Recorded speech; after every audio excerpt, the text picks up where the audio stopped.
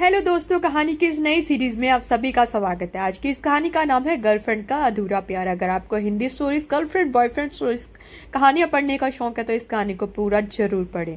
अनुराधा। पता है मालती, मैं गर्भवती हूँ। अनुराधा मतलब रमेश जानता है इसके बारे में। अनुराधा, मैंने अभी अभी उससे बात की है। उसने कहा है कि वो मुझसे शादी करेगा। कितना अच्छा होगा, एक छोटा सा परिवार होगा हमारा।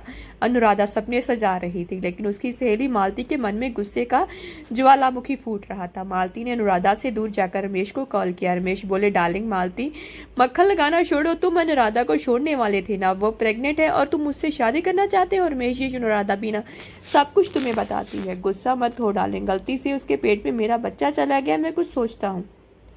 लेकिन मालती और रमेश के इस बंद के बारे में अनुराधा को कुछ भी नहीं पता था। वह अपने मन में खुशी थी।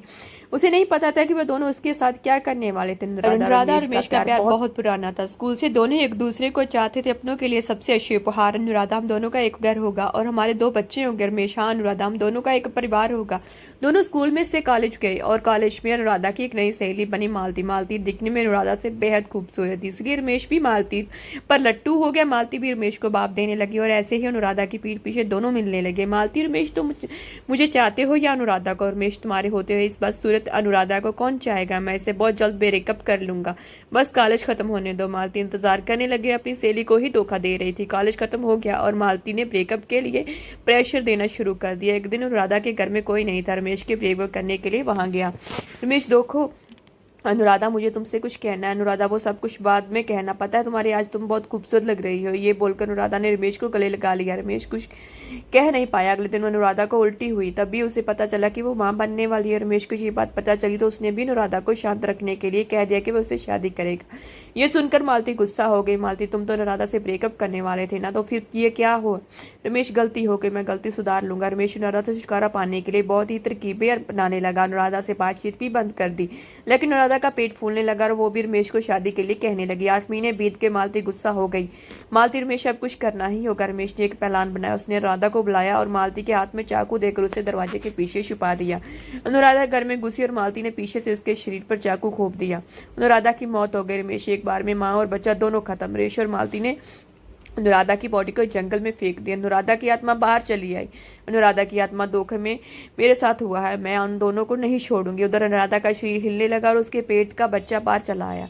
अनुराधा की डेड बॉडी ने एक लड़के को जन्म दिया। वो बच्चा जोर जोर से रोने लगा। रोने की आवाज सुनकर एक कुत्ता आया और रोते हुए बच्चे को देखकर उस कुत्ते को दया आ गई। उसने बस बच्चे को मुंह से उठाकर जंगल की गहराई में चला गया और उधर रमेश और मालती फ्यूचर की तैयारी करने लग गए।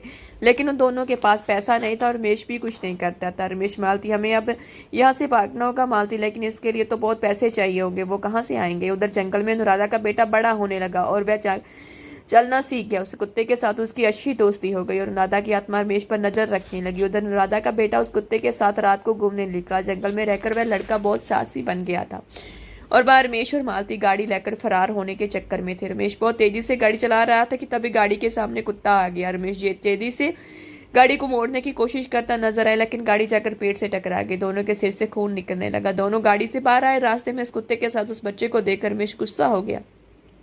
रमेश, तुम दोनों के लिए भी मर जाते, तुम दोनों को मैं खत्म कर दूंगा। रमेश दोनों को मारने ही जा रहा था कि इतने में आत्मा आ गई और रमेश को रोक लिया। आत्मा, पता है ये बच्चा कौन है? तुम्हारा बेटा है रमेश। तुम दोनों को अपने के लिए की सजा मिलकर रहेगी। आत्मा ने दोनों को बहुत मारा और फिर दोनों को पुलिस के हवाले कर दिया।